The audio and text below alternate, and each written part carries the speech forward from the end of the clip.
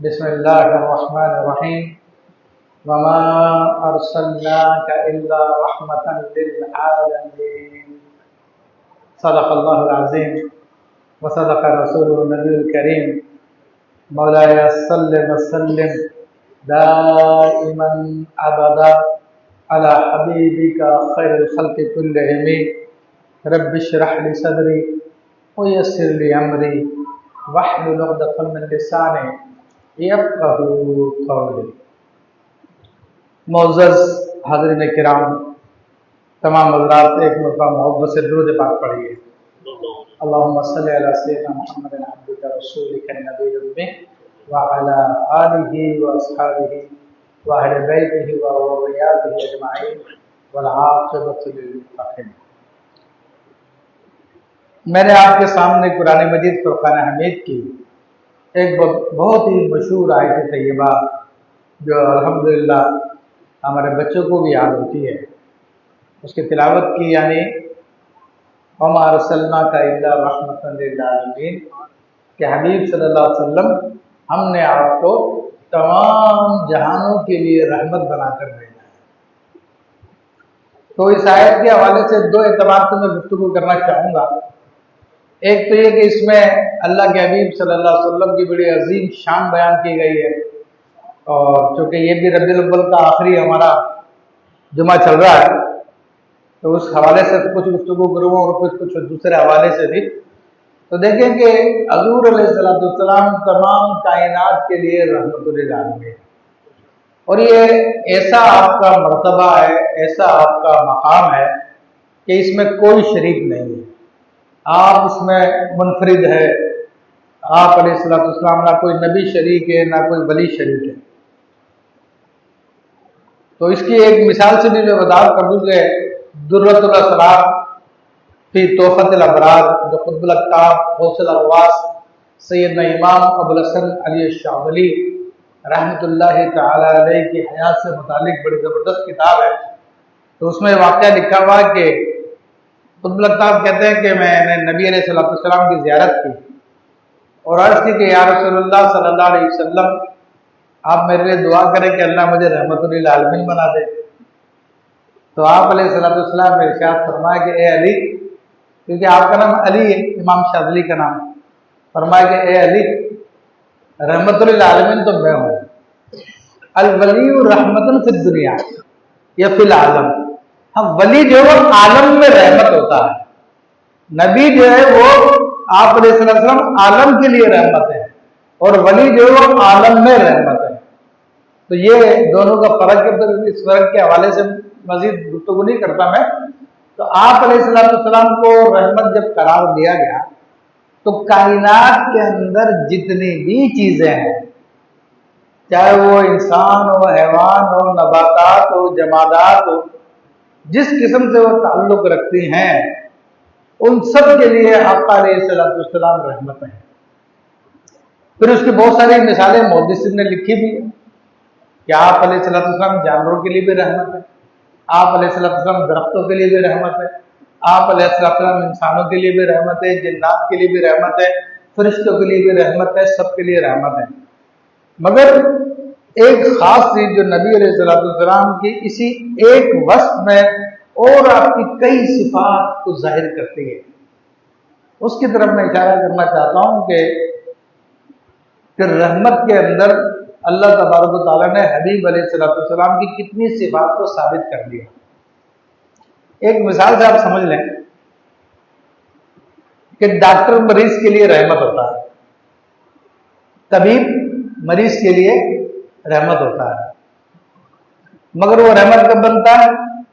جب چند باتیں پائی جائیں طبیب میں تو وہ مریض کے لیے رحمت بنتا ہے، ورنہ اگر وہ باتیں نہ ہوں تو پھر ٹھیک ہے ڈاکٹر کتنا ہی اچھا ہو لیکن مریض اس سے فائدہ اٹھا نہیں سکتا، اس کی رحمت سے فائدہ نہیں لے سکتا۔ ایک تو یہ کہ مریض اور ڈاکٹر میں فاصلہ نہ ہو، ان میں رابطہ ہونا ضروری ہے۔ اگر ڈاکٹر کسی اور خطے میں موجود ہے، مریض کسی اور خطے میں موجود ہے، درمیان میں کوئی رابطے کا ذریعہ نہیں ہے، کوئی کنیکشن نہیں ہے براہ راست، تو پھر مریض ڈاکٹر سے فائدہ نہیں لے سکتا. تو پتہ چلا کہ ڈاکٹر مریض کے لیے جب رحمت بنے گا جب مریض اس کی ریچ میں ہو, اس کی پہنچ میں ہو.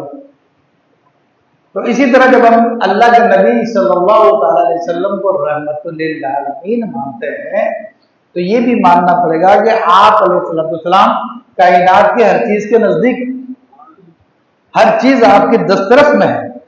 اور اس کو اہل سنت کہتے ہیں حاضر و ناظر. دوسرے لفظوں میں سے کیا کہا جاتا ہے؟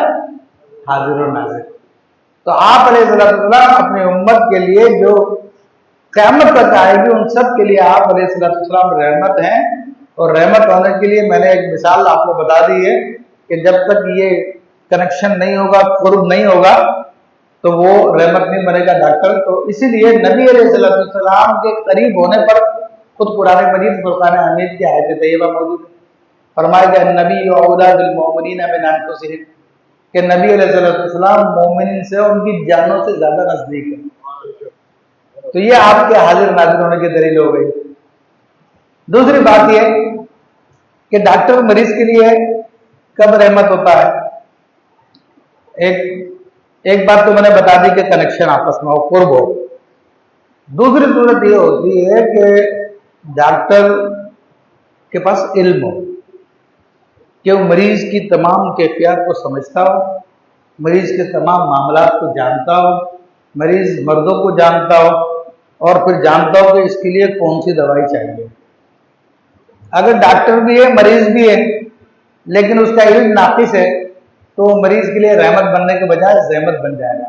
کیوں جی؟ بات ہے نا. بہت موٹی موٹی باتیں جو لوگوں کو سمجھ میں نہیں آتی ہے اور الٹی سیدھی باتیں کرتے رہتے ہیں. میں چھوٹی سی مثالوں کے ذریعے سمجھا رہا ہوں, بڑے بڑے مسائل بتا رہا ہوں آپ کو اسی ایک آیت طیبہ کے ضمن میں. تو ڈاکٹر مریض کے لیے رحمت اس وقت بنتا ہے کہ جب اس کو مریض کی پوری معلومات, ورنہ اگر پوری معلومات نہیں, ڈاکٹر نے اندازہ کیا, پھر مریض کو ایک دوائی دی, پھر اندازہ کیا, پھر ایک دوائی دی, پھر اندازہ کیا, پھر ایک دوائی دی, پتا چلا کہ وہ مرض تو کینسر میں تبدیل ہو گیا جناب اتنے عرصے میں, وہ مریض ہلاک ہو گیا. تو ڈاکٹر مریض کے لیے رحمت نہیں رہا. رحمت بننے کے لیے ضروری کامل علم ہو. تو ہم کہتے ہیں کہ اللہ کے نبی صلی اللہ علیہ وسلم کو اللہ تبارک و تعالیٰ نے کامل علم عطا فرمایا. اپنے امتیوں کے تمام معاملات کو, بلکہ جن کے لیے آپ رحمت ہیں ان کے تمام معاملات کو جانتے ہیں اور اس کو کس وقت کس چیز کی ضرورت ہے آپ علیہ السلام اس کو پہچانتے ہیں اور اس کے مطابق اس کو دوائی دیتے ہیں. اس کے لیے آپ رحمت ہیں. تو اسی طرح مومنوں کے دل میں کیا خیالات گزرتے ہیں, ان کے دل میں کیا فساد چل رہا ہے. ایک ظاہری جسم ہے اور ایک اندرونی جسم ہے, جو دل ہے ہمارا. اور نبی علیہ السلام اپنی امت کے دل میں آنے والے خیالات سے بھی آگاہ. اور یہ میں اپنی طرف سے نہیں کہہ رہا ہوں, یہ باقاعدہ ہمارے بڑے بڑے محدثین کرام, بڑے بڑے علماء کرام نے اپنی کتابوں میں لکھا.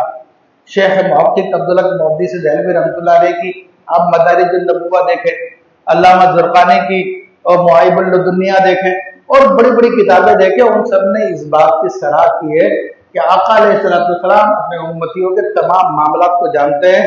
کون کس مرتبے پہنچا, کس کے لیے کیا رکاوٹ آ رہی ہے, تو اس کے مطابق جو آپ ان کو پھر دوا دیتے ہیں. آپ ان کے لیے رحمت ہے آپ علیہ السلام. اور صرف آپ اپنے زمانے کے لوگوں کے لیے نہیں, کوئی سمجھے نا کہ جناب وہ تو ظاہر حیات میں معاملہ ہوگا. میرے بھائی یہ صرف اپنے زمانے کے لوگوں کے لیے نہیں ہے, بلکہ آقا علیہ السلام فرماتے ہیں انی وراکم ظاہری لا یخفی علی رکوعکم ولا خشوعکم. بخاری شریف کی حدیث ہے اور امام بخاری نے 2-3 جگہوں پہ اس حدیث کو بیان کیا. سب سے مستند ترین کتاب اصح الکتاب عبادت کتاب اللہ کہلانے والی کتاب بخاری شریف, کہ خدا کی کتاب قرآن مجید کے بعد جو سب سے صحیح ترین کتاب ہے وہ بخاری شریف ہے. اس کے اندر یہ حدیث موجود ہے کہ آقا علیہ السلام فرماتے ہیں انی اراکم ورائی, ایک روایت میں آیا انی اراکم وراء ظہری.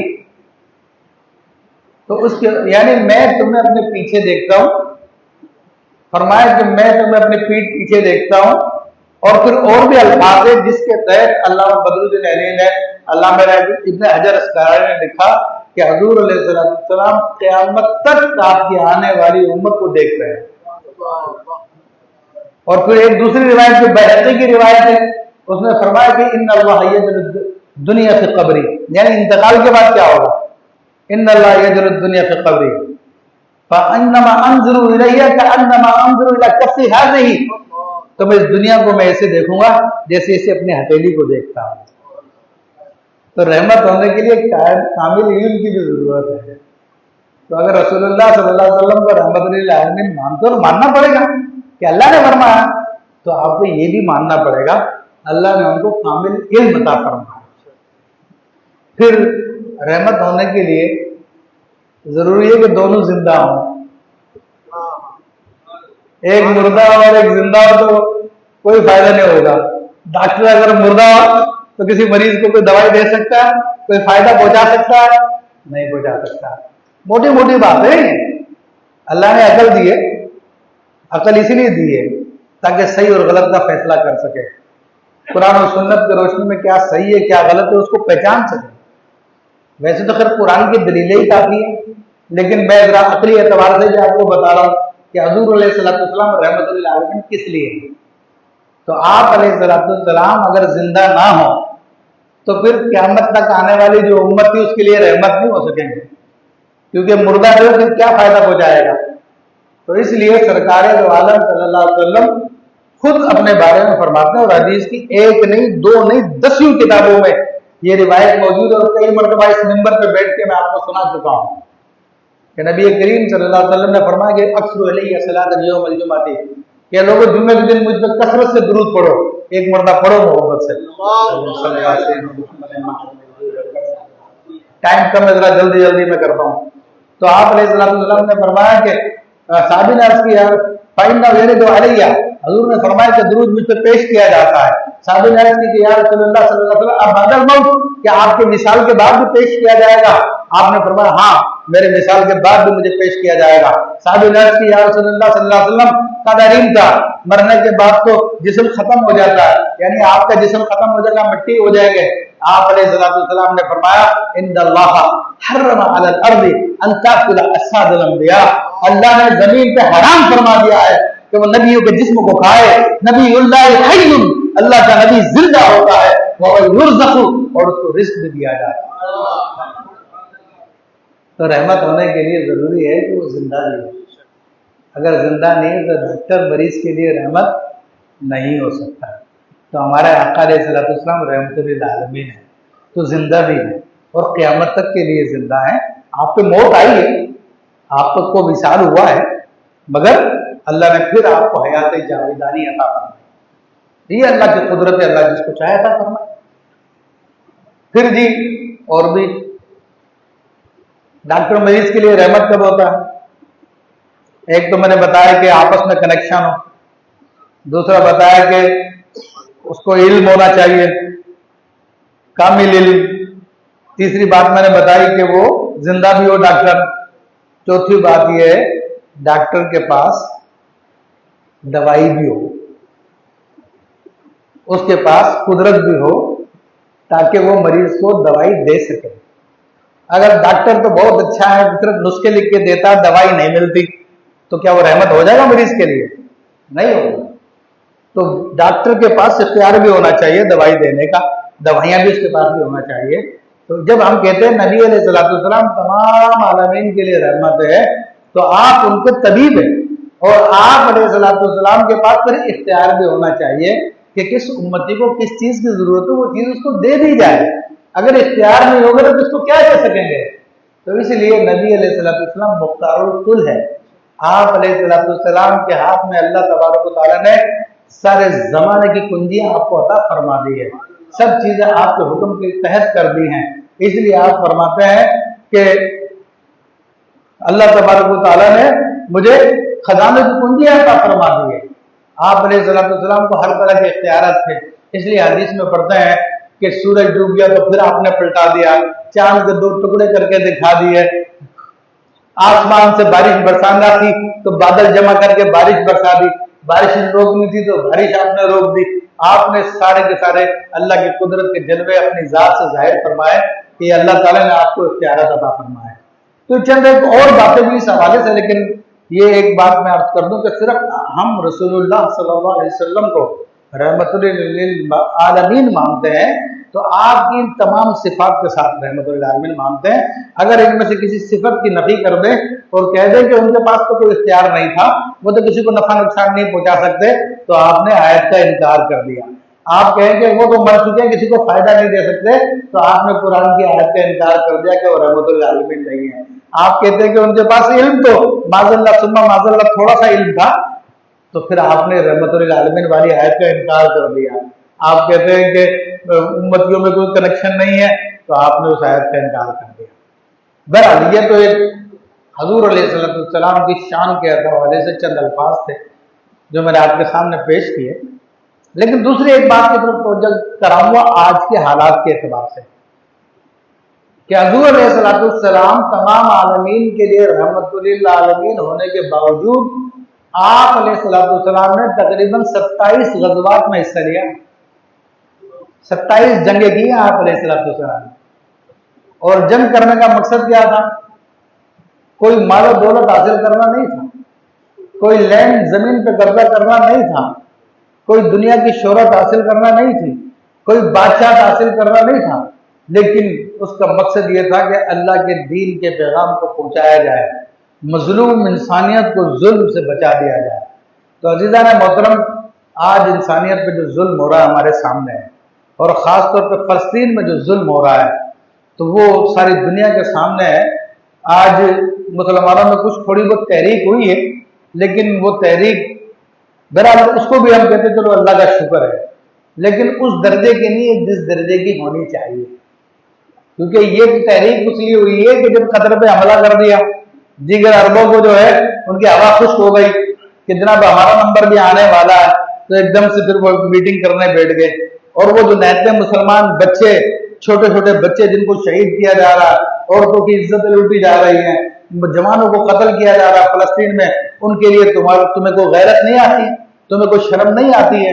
تو اس حالت کے اندر یہ لوگ اگر پاکستان سے رابطہ کر رہے ہیں اور پاکستان کو کہہ رہے ہیں ہماری حفاظت کرو، اور پاکستان پھر اسرائیل کو دھمکیاں دے رہا ہے، تو یہ بھی کوئی بہت بڑی بہادری کی بات نہیں ہے۔ یہ تو وہ کیفیت ہے کہ آپ کمزور سے کمزور جانور پہ بھی جب حملہ کریں گے اور اس کو جب نکلنے کا راستہ نہیں ملے گا تو وہ بھی آپ پہ حملہ کر دے گا۔ ایک بلی ہے، کمرہ بند کر دیجیے، آپ بلی کو پکڑنے کی کوشش کیجیے، بلی بھاگے گی، ادھر جائے گی، ادھر جائے گی، ادھر جائے گی، ادھر جائے گی، جب دیکھیے کہیں سے راستہ نہیں ہے پھر آپ پہ حملہ کر دے گی۔ تو یہ کیفیت ہے ہم لوگوں کی اس وقت۔ پاکستان کے اگر عاصم منیر نے اگر دھمکی دی ہے اسرائیل کو، تو وہ کوئی کمال نہیں کیا ہے، وہ تو بلی کی طرح ہے کہ جس کے چاروں طرف سے دروازے بند ہو گئے، اب وہ پکڑنے آ رہی ہے تو پھر بلی اڑانے لگ گئی۔ ارے بنو رسول اللہ صلی اللہ علیہ وسلم کی پیروی کرو، یہ حملہ کرنے سے پہلے ہی تمہیں فلسطین کی مدد کے لیے پہنچنا چاہیے تھا، وہاں کے مسلمانوں کی مدد کے لیے پہنچنا چاہیے تھا، کسی انسینٹیو یا کسی محرک کی ضرورت نہیں ہے، تمہیں اللہ کے رسول صلی اللہ علیہ وسلم نے 27 جنگیں کر کے دکھائی ہیں، ایک نہیں، دو نہیں، تین نہیں، 27 جنگیں آپ علیہ السلام نے رحمت للعالمین ہونے کے باوجود کی ہے، اور آپ علیہ السلام نے کوئی اس میں پرواہ نہیں کی۔ تو ہم لوگوں کے لیے تو رسول اللہ صلی اللہ علیہ وسلم نمونہ ہے۔ آپ علیہ السلام نے انسانیت کو ظلم سے بچانے کے لیے وہ جنگیں کی ہیں، جہاں پر دیکھا کہ لوگوں پہ ظلم ہو رہا، آپ علیہ السلام نے وہاں پہ حملہ کیا، جہاں پہ آپ نے دیکھا کہ لوگوں کو شرک میں پھنسا کے رکھا ہوا، لوگوں کو اسلام کی تعلیمات تک نہیں آنے دے رہے، تو آپ علیہ السلام نے وہاں پہ جنگ کی، جہاں پر آپ نے دیکھا کہ یہ مسلمانوں کو پریشان کر رہے ہیں، مسلمانوں کی تجارت کا راستہ روک رہے، آپ علیہ السلام نے وہاں پہ جنگ کی۔ تو ہمارے لیے تو رسول اللہ صلی اللہ علیہ وسلم نمونہ ہے، اور آج امت نے اس جہاد کے راستے کو ترک کر دیا، اس جہاد کے راستے کو ترک کیا تو ظالم لوگ پھر ہم پر گھرا رہے ہیں، ہم لوگوں کے اوپر حملے کر رہے ہیں، ایک ایک کر کے ہمیں شکار کر رہے ہیں، اور ہم لوگوں کا حال کیا ہے کہ ہنوز دلی دورست۔ ارے جب کہا جاتا ہے پاکستان کی باری بھی آئے گی یا یو اے ای کی باری بھی آئے گی، تو کہتے نہیں نہیں ابھی تو معاملہ دور کا ہے، ابھی تو فلسطین کا چل رہا معاملہ، ہمارا معاملہ نہیں ہے۔ تو پھر ہمارا یہ حال ہے، اور ہمارے نوجوانوں کا کیا حال ہے؟ نوجوانوں کو اتنا بیکار کر دیا ہے یہ جدید چیزوں نے، موبائل نے، یہ دیگر میڈیا نے، تو بالکل بیکار ہو گئے، اور ایسے بیکار ہو گئے کہ ان کو نہ اپنی فکر ہے، نہ کسی اور کی فکر ہے، نہ قوم کی فکر ہے، بلکہ وہ کہا کسی نے کہ مغل شہزادوں کی طرح ہو گیا ہمارے نوجوان، کیونکہ ایک تحقیق کے مطابق اس وقت جو 2000 کے بعد جو نسل پیدا ہوئی ہے، سن 2000 کے بعد، وہ دنیا کی نکمی ترین نسل ہے، کیونکہ وہ لوگ اکثر ان میں سے وہ ہے جو آئی پیڈ دیکھ کر، ٹیبلٹ دیکھ کر کھانا کھاتے ہیں۔ آج بچوں کو یہ کھانا کھلانا فیشن بن چکا ہے کہ بچے کے ہاتھ میں جناب وہ دے دیتے ہیں آئی پیڈ یا ٹیبلٹ، اور ماں پھر اسپون فیڈنگ کر رہی ہوتی ہے۔ تو یہ کمزور ترین نسل ہے جو 1-2 گھنٹے دھوپ میں کھڑی نہیں ہو سکتی، جو ذرا بھی کام نہیں کر سکتی۔ بلکہ اس کو اگر مثال سے سمجھا جائے تو جب انگریز ہندوستان آیا اور آہستہ آہستہ کر کے مختلف علاقوں پر قبضہ کرتا رہا، تو اس وقت وہاں کے جو حکمران تھے مغل، ان سے کہا گیا، بہادر شاہ ظفر سے کہا گیا کہ وہ آہستہ آہستہ کر کے آگے آ رہے، تو اس وقت اس نے کہا تھا ہنوز دلی دور است، کہ ابھی دلی تو بہت دور ہے، جب آئیں گے تو دیکھ لیں گے۔ اور جب وہ آ گئے تو پھر یہ حال ہوا کہ مغل شہزادے وہ اپنے بستروں پہ بیٹھے ہوئے تھے، ان سے کہا گیا نکلو بھاگو، ابھی انگریز آگے قتل کر رہے ہیں سب کو۔ تو انہوں نے کہا کیسے جائے، کوئی جوتی پہنانے والا ہی نہیں ہے، کوئی جوتی پہنائے گا تو اٹھیں گے نا۔ تو اتنا نواب ہم کو بنا دیا گیا۔ تو آج ہماری قوم کا یہی حال ہے، اور پھر ان شہزادوں کو قتل کیا گیا، چن چن کے قتل کیا گیا۔ بہت مشکل سے لوگوں نے اپنی جان بچائی، اور اس کے لیے باقاعدہ مضامین اردو زبان میں موجود ہے۔ حسن نظامی صاحب نے بھی مضامین اس کے لکھے ہیں اس حوالے سے، تو ان مضامین کو آپ دیکھ سکتے ہیں۔ تو آج کی ہماری نسل کو ایسا بیکار کیا گیا کہ اس کو بالکل نہ جذبہ جہاد ہے، نہ جذبہ شوق ہے کوئی۔ تو اس لیے امت مسلمہ جب تک جہاد سے دور رہتے رہے گی تب تک وہ ظلم و ستم کا شکار رہے گی، کیونکہ یہ قدرت کا قانون ہے کہ جو بھی کمزوری اختیار کرتا ہے تو اس کے سارے مفادات ختم کر دیے جاتے ہیں، اس کے سارے منافع ختم کر دیے جاتے ہیں۔ شاعر مشرق ڈاکٹر اقبال نے اس بات کو بڑے اچھے الفاظ میں بیان کیا کہ تقدیر کے قاضی کا یہ فتویٰ ہے ازل سے۔ تقدیر کا قاضی مطلب اللہ تعالیٰ، یعنی اللہ تعالیٰ نے فتویٰ دے دیا، اور کب دیا تھا مطلب بولے ازل سے فتویٰ دیا ہوا۔ کیا فتویٰ دیا ہوا؟ تقدیر کے قاضی کا فتویٰ ہے ازل سے، ہے جرم ضعیفی کی سزا مرگ مفاجات، کہ اگر تم ضعیفی کمزوری کا جرم کرو گے تو پھر تمہارے تمام فائدے ختم کر دیے جائیں گے۔ تو آج امت مسلمہ کا ساتھ یہی ہے کہ اتنی بڑی تعداد میں اتنا مال و دولت والے ممالک ہیں، اور وہ کوئی تیاری کرنے کے لیے تیار نہیں ہے۔ بلکہ ابھی UAE نے ہم لوگوں کو پاکستانیوں پہ پابندی لگائی ہے۔ سعودی عربیہ تجارت انڈیا سے کرتا تھا، اس کو وہ بہت اچھے لگتے تھے، اس کو مودی کو بلا بلا کے اور دے رہے تھے وہ لوگ۔ اب ان کے منہ پہ تماچے پڑے ہیں نا، تو ان کو پھر عقل آئی ہے کہ ہم بہت غلطی پہ تھے، ہم نے بہت غلط کیا۔ اب ان کو شرم تو نہیں آئی، اب اپنی جان بچانے کے لیے یا پاکستان المدد، جو کہتا ہے یا رسول اللہ المدد شرک ہے، وہ کہتا ہے یا پاکستان المدد۔ ارے رسول اللہ سے مدد مانگنا شرک کی طرح نزدیک، بڑے عجیب عقل ہے تیری، اور پاکستان سے مدد مانگنا تیرے لیے جائز ہے۔ اللہ اکبر۔ یہ سارے کے سارے بھاشن جو لوگ لوگوں کو دے رہے ہیں، تو یہ سب گمراہ کرنے کے لیے دے رہے ہیں۔ میں نے آپ کو پہلے بتا دیا کہ رسول اللہ صلی اللہ تعالیٰ علیہ وسلم کی سنتی اثر ہے، آپ کا طریقہ ہی اثر ہے۔ اس کو جب چھوڑیں گے تو زمانے میں رسوا و خوار ہوں گے، ذلیل ہوں گے، اور اگر رسول اللہ صلی اللہ علیہ وسلم کی سنت کو اپنا لیتے ہیں، آپ کے طریقے کو اپنا لیتے ہیں، تو آج بھی انشاءاللہ تبارک و تعالیٰ مسلمانوں کے لیے شادمانیاں، کامرانیاں، عزتوں کے پرچم بلند ہے۔ ڈاکٹر اقبال نے اس بات کو کہا کہ محمد سے وفا تو نے تو ہم تیرے ہیں، صلی اللہ علیہ وسلم۔ ایک منٹ درود پاک پڑھ دیجیے کہ محمد سے وفا تو نے تو ہم تیرے ہیں، یہ جہاں چیز ہے کیا لوح قلم تیرے ہے۔ تو اپنے ہاتھ سے اپنی تقدیر لکھ لے اگر تو رسول اللہ صلی اللہ علیہ وسلم کا سچا غلام ہے۔ تو آج کامیابی کا راستہ یہی ہے، وما علینا الا البلاغ المبین۔